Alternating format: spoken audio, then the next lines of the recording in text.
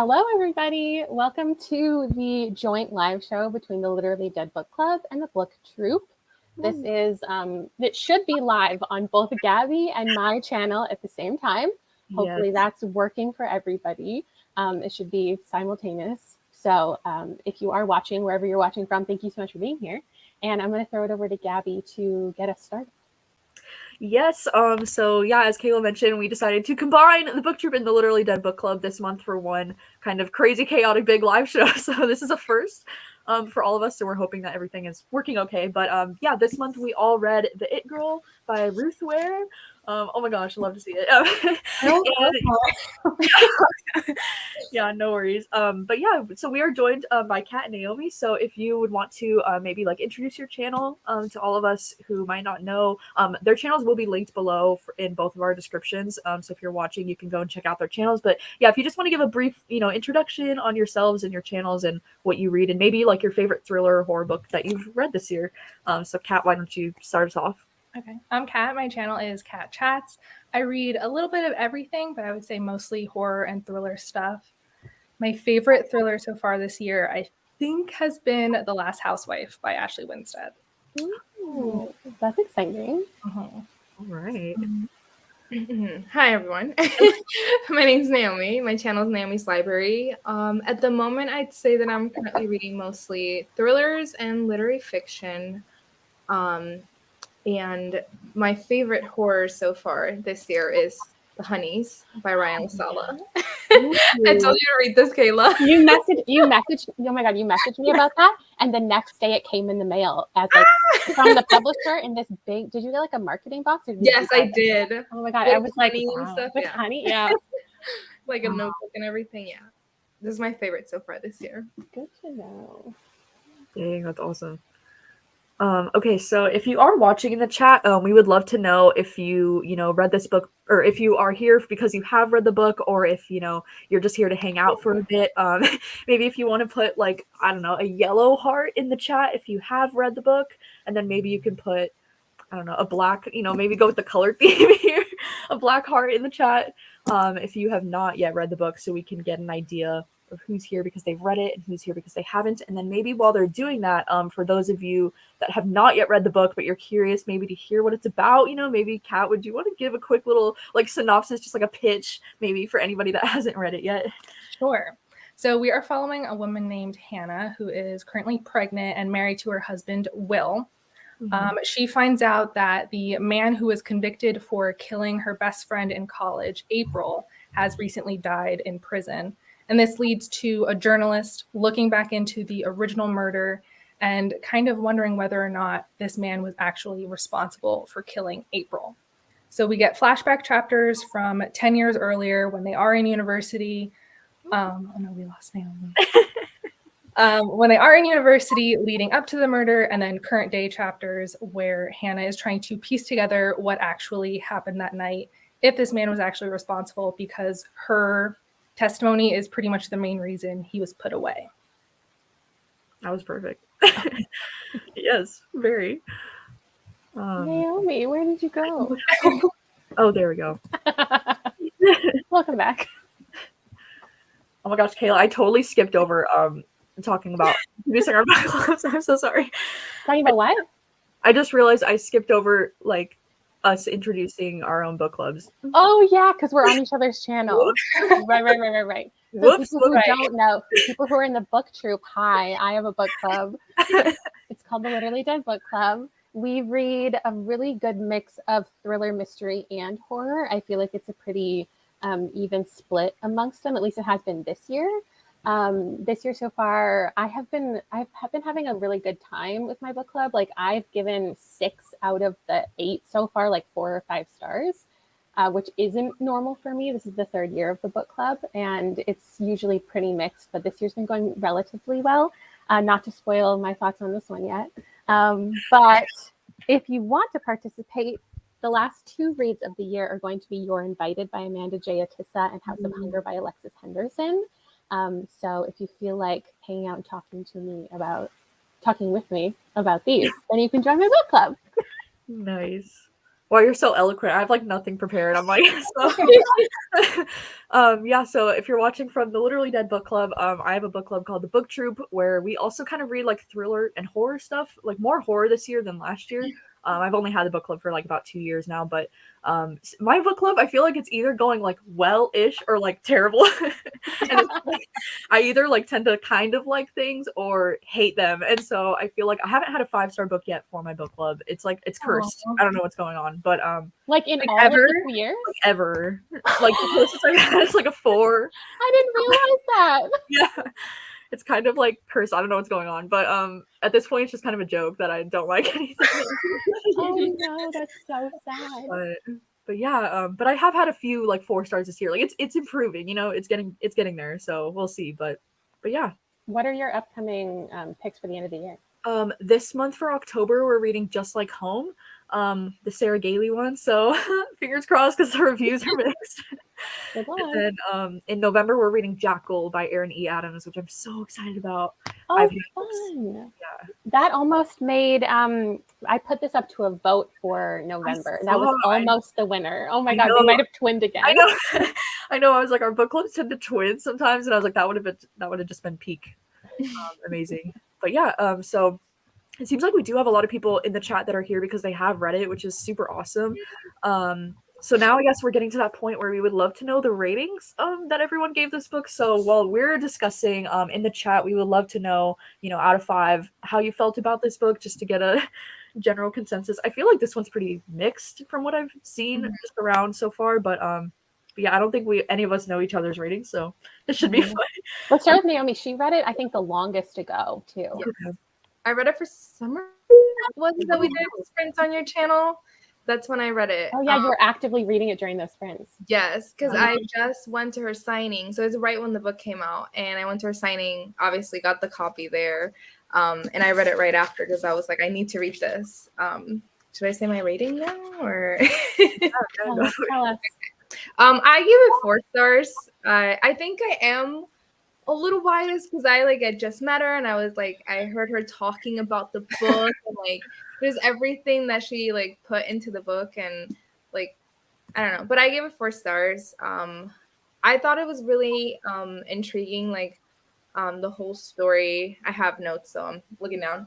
The atmosphere I liked a lot, like the dark academia, college, and I like the dark academia aspect, and it also didn't focus too much on academics.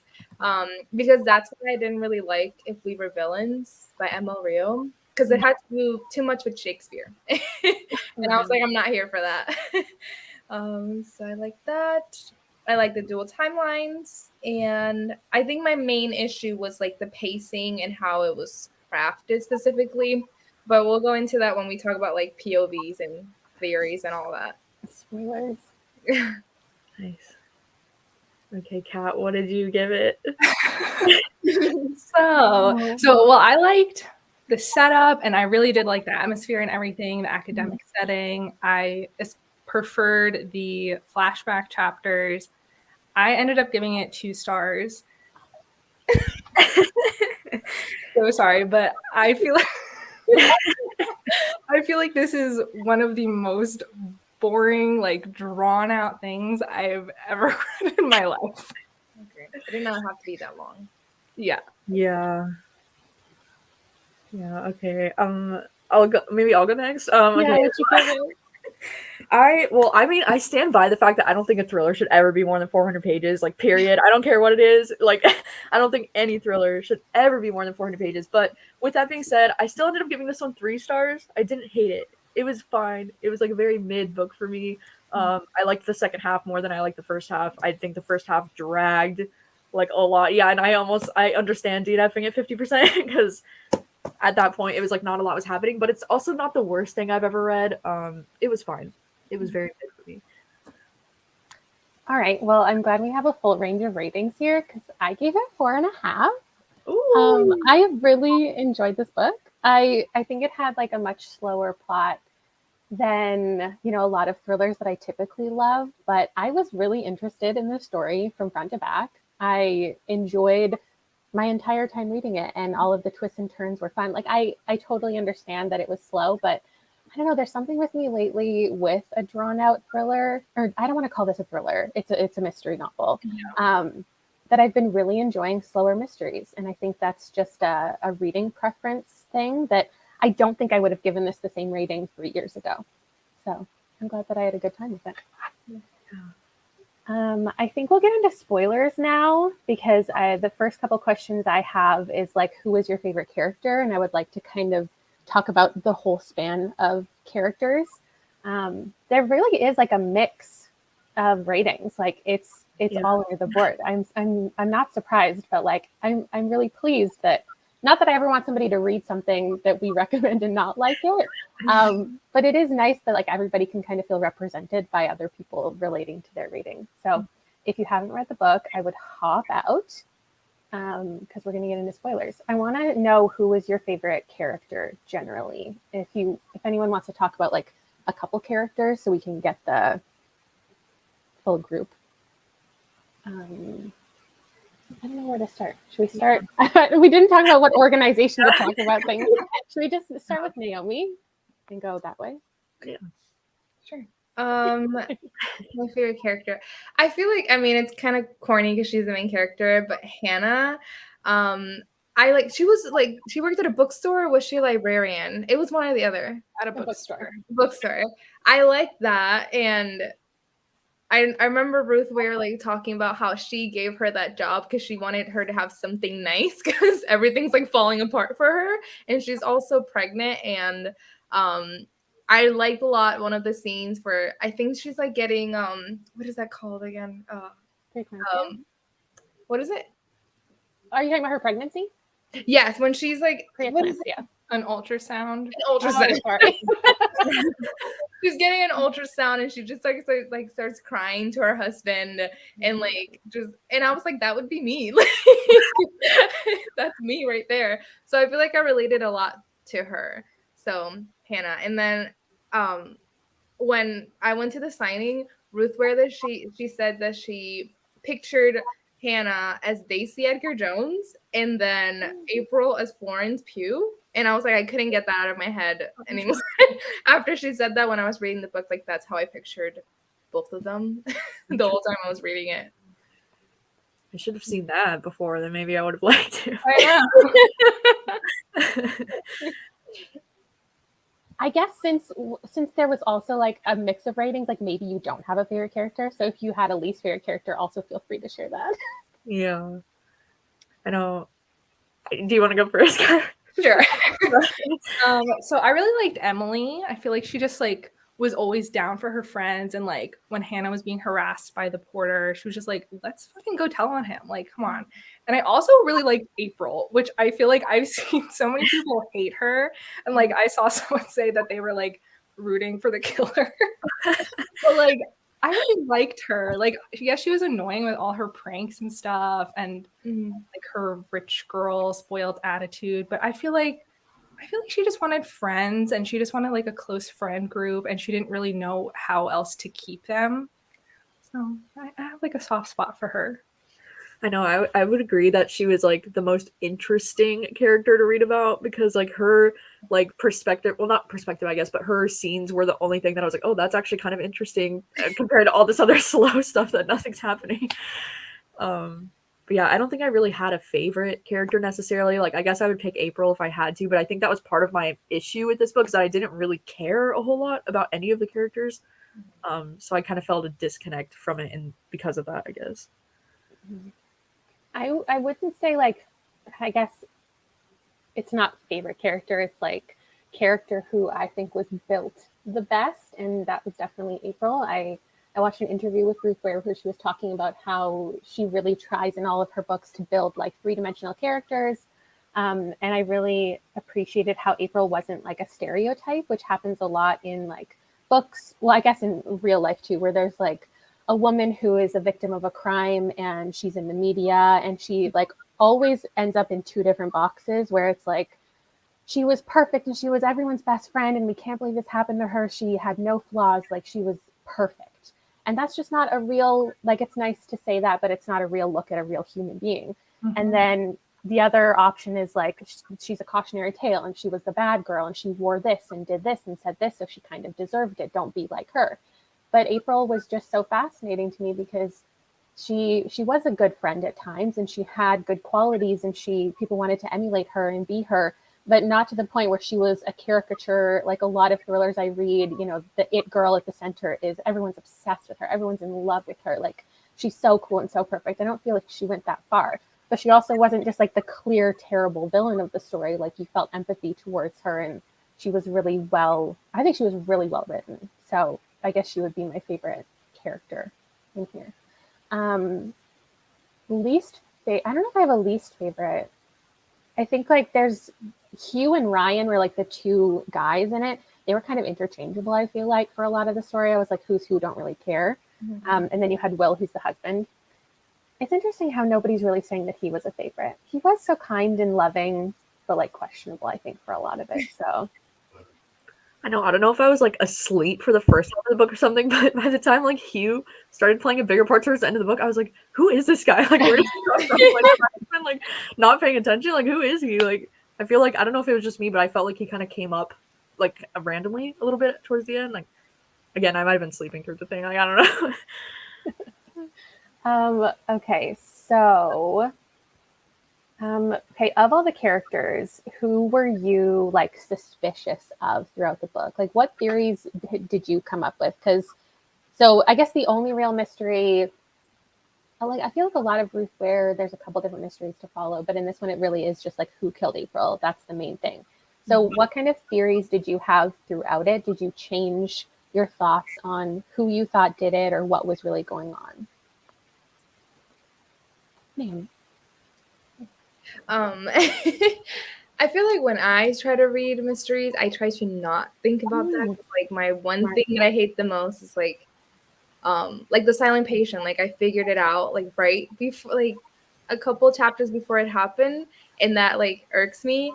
So I was trying not to think too much about it. But I feel like this one, and I noticed this also in The Woman in Cabin 10, it was like she followed every single lead. And I feel like she did, like, for that, I think that's why this book was so long. I feel like she didn't have to do that. Like every single character, like in the friend group, like there's something that she's suspicious about each one of them. So I feel like I suspected them as she was talking and investigating them. But then she would turn into this person. I'm like, oh, that makes sense. So I feel like I was just kind of going along for the ride. But I definitely, the one thing that I did not think about was like the actual reveal. Yeah. But I did think that, was her name Emily? Right, the girl. I did think, oh, like this would be a little bit different because I didn't want it to be like the husband because it's so typical. So I was like, oh, it has to be Emily then, and then things changed. But yeah, I think part of the reason why this ended up not working for me is because I looked back at my notes before, and on page 96, I guessed who the killer was. So I read like 400 pages more to figure out what I knew at the beginning. I see a lot of people saying like, oh, like he was so nice, like he was my favorite, loved him. He gave me like incel vibes. Like from the beginning, he just seems like the type of man that would be like, oh, where's my hug? So like from the beginning, I was like, no, I do not like this guy. Like we're done. So and like I did, waver on that a little bit in the middle when you kind of found out he had more of an alibi and he was like with people the whole night. But I think pretty much the whole time I was like, no, this guy is like too nice. Yeah, I know. I was thinking like for most of the book that it was gonna be Will, but then I was like, that is too obvious because like the fact that they were like sleeping together and whatever, I was like, it would be way too obvious that it was Will. And then once Dr. Myers, that dude, got introduced, I was like, oh, it's him for sure. But then, so I honestly didn't see it coming that it was Hugh in the end. So like that did kind of surprise me, and that's why I think I ended up upping my rating a little bit towards the end because I do think the second half of the book was stronger for me. But I didn't see it coming personally. I agree with Naomi that I think that's what makes it such a well-crafted mystery for me is I really suspected every single person. As soon as she was like, oh, well, Emily, was somewhere. Like Emily was nowhere to be found during this moment in time at the bar or whatever. And I was like, oh, well, it's Emily. And then like the creepy tutor teacher guy showed up and I was like, well, obviously it's him. Yeah. And then I definitely like convinced myself at one point that it was Hannah, because I think there was a moment where, because the book had been so slow moving up until like the 3/4 mark that I was like, things are going too well for Hannah. Like every time she goes to the bookstore and her coworker's like, no, go to your doctor's appointment. Like, you're fine. No, I'm fine by myself. I was like, does she not actually work there? Like maybe she's mentally unwell and everyone around her is like, no, you totally work here. You know, that was more interesting. Put out the books. No, it's really interesting. I think though my biggest theory, it came in pretty late, but I completely convinced myself of it. And it was that Hugh was working with somebody. I didn't know who it was, but once I realized that it was Hugh and she was in the car and she had been drugged by him, I was like, well, it can't be him because he wasn't in the room. Like he was with Hannah at the bar. So maybe he was supposed to like distract Hannah and get her to not go back to the room until Will or Emily or whoever had murdered April. So the fact that the whole thing was a prank, for anybody who like at this point is still here, who didn't read the book, basically April was like faking her own death, but then the person who was helping her fake her own death like as a prank actually killed her. So like when Hannah found her dead body, she wasn't actually dead. I think that's so crazy. I know. And I don't think anybody could see that coming. Like there's no way. I think that's like an amazing, at this point in my reading life, like if you can still pull off a twist in a thriller or a mystery, like I'm impressed and I don't care. Yeah. I know. I just felt like the reasoning, I guess, behind why Hugh actually killed her was like kind of weak. Like I was like, Yeah. You know, like, so that's what I mean. Like that was the only part of it that, because I was surprised too. I was like, oh, that's kind of cool that she was actually still alive when she found her. And like, I liked that aspect of the twist, but then I guess his reasoning behind why he actually did it, I was just kind of like, I need more there. Mm-hmm. I was also watching an interview with her and she was saying that like, she loves leaving the ending kind of open for you to interpret it however you want. Like, because we don't know for a fact why Hugh did it. And I guess that's like intentional, that all we know is people's theories of why he did it. And so we can kind of come up with whatever we want. Like maybe there was something more going on. Gabby how do you phrase your question about the POVs? Because I really like that question you always ask. Yeah, I was just going to ask, like, do you like that this book only followed from Hannah's point of view, or do you think this book could have benefited from having an additional point of view? And if so, who would you have wanted to see the point of view from if there were to be a second point of view in the book? Because, I mean, personally, I would have liked to see maybe April's point of view in, like, the past chapters. I think could have been really interesting, or even Will, maybe, I think would have been a cool point of view to have. I don't know, but I'd love to know your thoughts.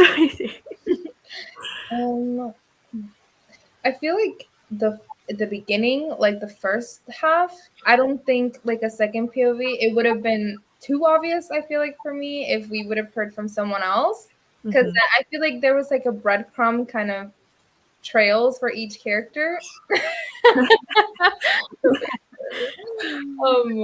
So I feel like that breadcrumb trail type of like the story, I think it would have given it away too easily. Maybe like the last half, like towards the end, like when the reveal is, you know, maybe his point of view, Hugh's, like more for the reasoning of why he did what he did, or maybe like even as it was happening, like when he killed her, that would have been interesting. Maybe like towards the end, but I don't think throughout the whole book. Yeah, I kind of thought the same thing. Like I was running through the friend group and I feel like it would maybe give too much away. I was thinking maybe I would have liked it and found it a bit more interesting if we got a few chapters from the killer's POV without knowing it, like who it was. It's like an anonymous killer, like secretly hating April or whatever. I think I would have liked that. Yeah. I do like that. I also like sometimes when books integrate like journal entries or letters. Yeah. Sometimes they get too heavy-handed though. Like I don't want a 5-page manifesto at the end of why I killed the person. but like a little bit of that mixed media, I think could have been fun. Yeah. With me and dual POVs, unless it's like the good guy and the bad guy, and there is a big cast, I don't really like it, because if there's 6 characters and we're only getting the POV of 2, I'm like, why? Why are there these 2? One of them obviously is the culprit, and then it's too easy to guess. And if it is from 2 and one is like the hero of the story and one doesn't really matter and it was just added to have another POV, then it's a waste of time. So I do like multiple POVs, but I would have wanted it to be like from all 6 characters then, and then I don't think I would have really liked it. So yeah, I know. I feel like for a book that's like over 400 pages, when you only get one point of view, it just really drags for me. Like I like the mix up of like getting into the head of somebody else that's like in a similar situation. So that's why I feel like this book could have benefited from another point of view. But yeah, I don't know who I would have wanted a second point of view from, or because it does seem like it might be pointless, or like, yeah, like you were saying, like it might be too obvious and figure things out. But yeah. I do also want to give the opportunity for people to like who want to come and really rant about their feelings, because there were some negative reviews. Like if you want to share like your biggest issue with the book, the reason it didn't get a full 5-star, I'd be happy to pop up your comment so you can feel seen and supported. I think like everybody's might like generally be the pacing. I think that's the only reason it didn't get a 5 for me, is because I didn't really struggle with the pacing, but there was probably 50 pages in the middle that I was like, okay, we're hearing about your doctor's appointment, your complaints a little too much. Yeah. But for anyone who wants to rant, here's your moment. Love that. It was trash. What do you think this book could have done differently to get a higher rating for you? Been like 100 pages shorter at least. I wish she wasn't pregnant. Oh, because like I think that would have just cut out so much unnecessary fluff. And I feel like it wasn't like the only reason it was added in, I feel like, was to add like a sense of danger and urgency, and for like the ending scene where she's like, please don't kill my baby. right. Like, so I think it would have helped a lot and cut down a lot if she just wasn't pregnant. Mm-hmm. Yeah.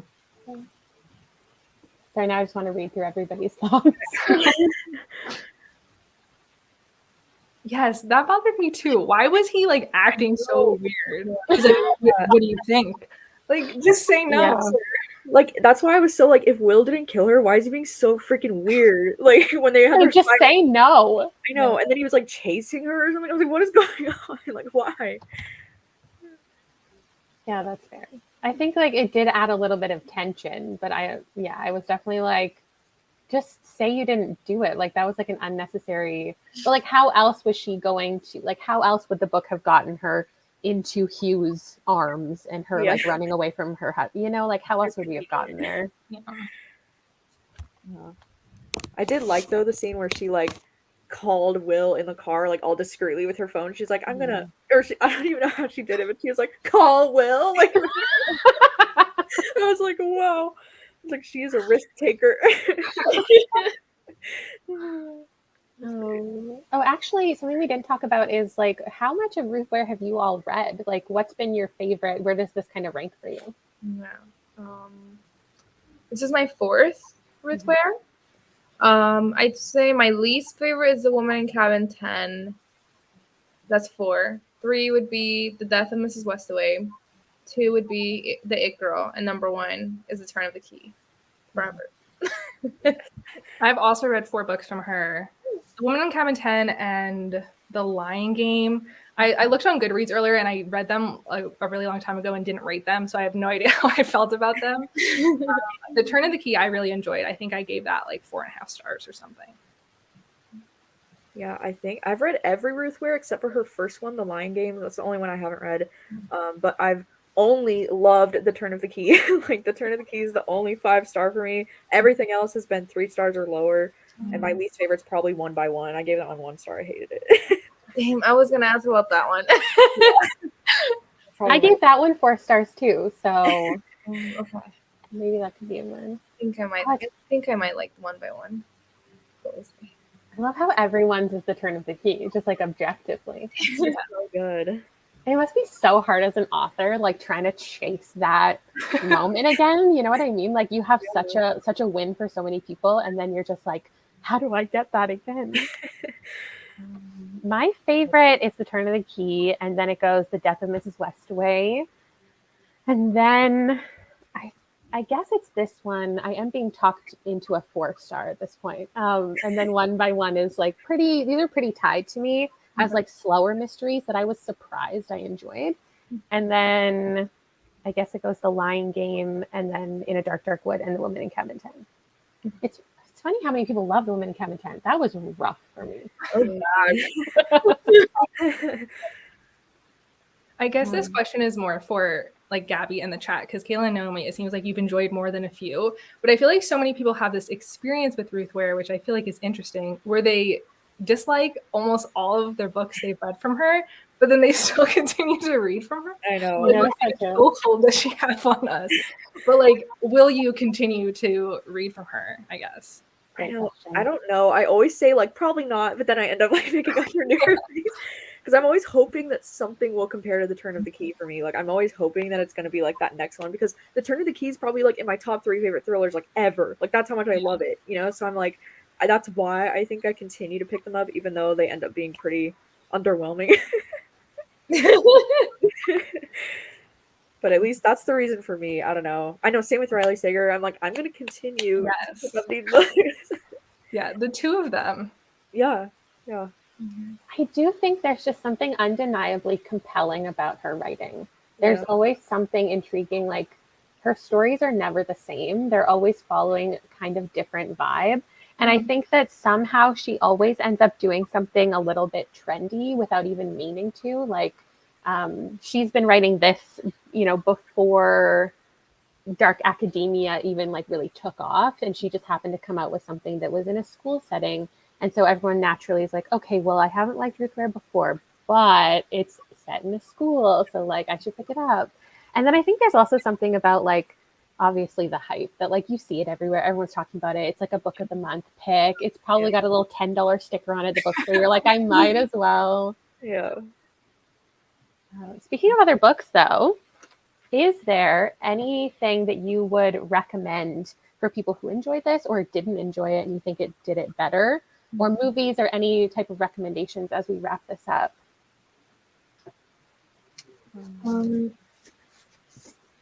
What I had written down was probably They Never Learn by Lane Fargo. It's like the only thing I could think of.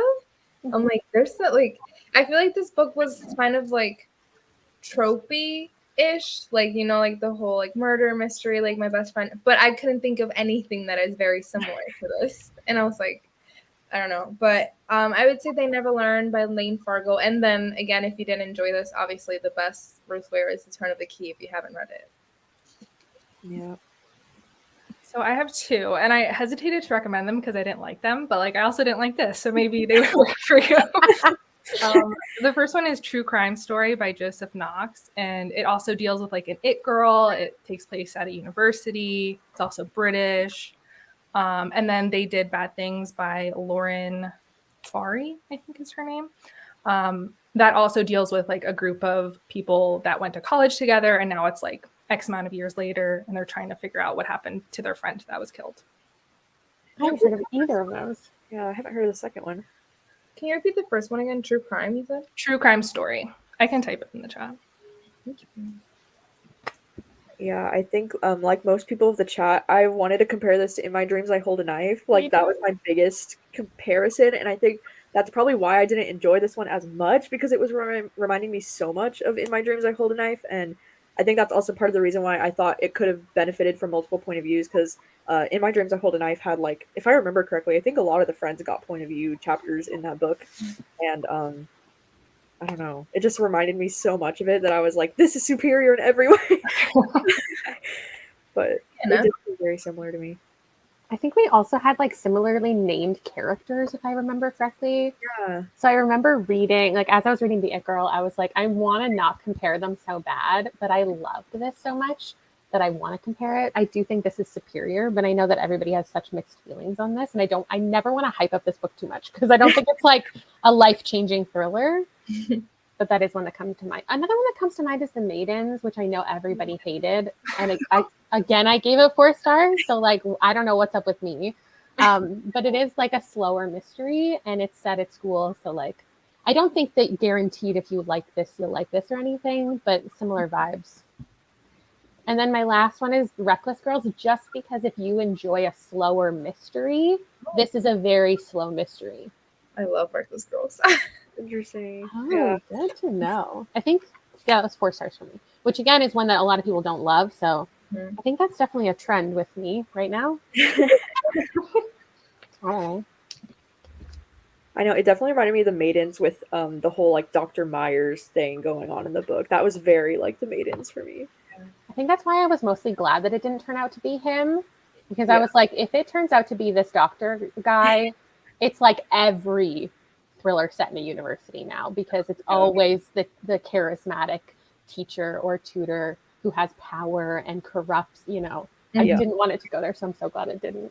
That's so funny. Interesting.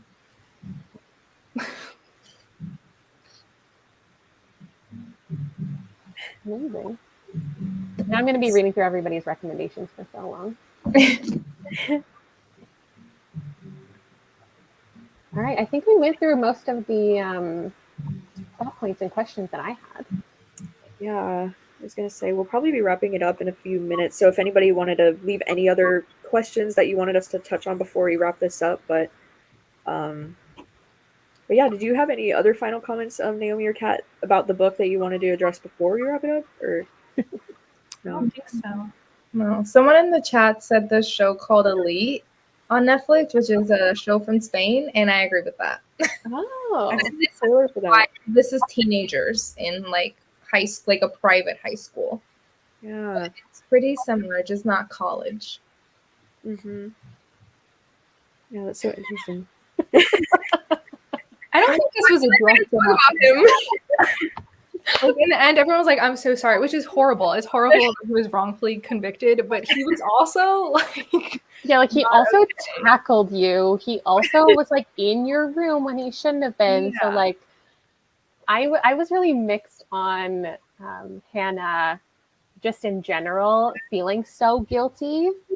Mm-hmm. Because like I do like I empathize with her. I was like, yeah, for sure I would feel bad, but like the amount of obsessiveness she was about solving the crime, I was like, he is dead and there isn't anything you can do about it at this point, and he was creepy. yeah, Mm-hmm. I don't know. yeah. At the end, she's like, "Oh, he's just a little awkward." Like, no, he's not. He's not. I don't know. What is the bonus chapter? Is there like, I know, was it in a certain edition or something? Yeah, I don't think I. I don't. I read I have an arc, so I started reading it, and then I got worried that it was different from the final, so I pretty much exclusively listened to the audiobook for 3/4 of this, and I don't think that was on the audiobook. Yeah, because I think mine just ended with her like deleting all the emails and being like, "I'm not doing any podcasts" or whatever. Oh, someone said it's a Barnes and Noble exclusive. Oh, interesting. God, they did that with Riley Sager too, right? That's so interesting. I don't like that. I know, like why? I think if it's supposed to be in the book, you should just put it in the book. Yeah. Then was it like interesting if you did read the exclusive chapter? Did it like add anything for you? Yeah, I'd be interested to know that. I think that when I pick up books that have like, you know, that are exclusive editions, I don't think it should be things that add to the story necessarily. Yeah. Like maybe it should be like an extra Q&A or, you know, secrets about something, but not like additional parts of the book. Yeah, that seems weird. Interesting. There is an exclusive edition at Indigo in Canada, but it has a black cover with gold writing. And I wonder if there's anything in that I should know about. Yeah, what? Interesting. All right. Well, yeah, we're probably going to be wrapping this up. So thank you so much to everyone for joining this live stream. I hope it was exciting to kind of maybe see 2 different live streams happening on 2 different book clubs at the same time. Hopefully it was a cool experience. And thank you so much, of course, to Naomi and Kat for joining us for this. I think it was so much fun. Thank you for reading along with us this month. And yeah, thanks for being here. We'll see you next time.